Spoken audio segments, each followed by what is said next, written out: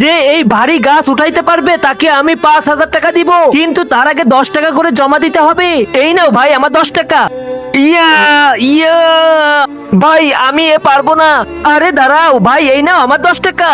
ইয়েই ইয়েই আরে যা এখান থেকে, পারবি না তুই। আমার কাছে 5 টাকা আছে। আর আমার আপু, আরে আপু কান্না করিস না, আমি তোর জন্য দুধ আনতেছি। আমার কাছে তো মাত্র 5 টাকা, 5 টাকায় দুধ কিভাবে কিনবো? আমার তো আব্বু আম্মু বেঁচে নাই। ভাই আমি একটু চেষ্টা করব, আমার কাছে 5 টাকা আছে মাত্র। আরে 5 টাকা কি হবে, 10 টাকা নিয়ে যা। আরে ভাই 5 টাকাই নিয়ে নাও, এ তো কি পারবে নাকি উঠাইতে? আচ্ছা 5 টাকা দিয়ে আবার উঠা।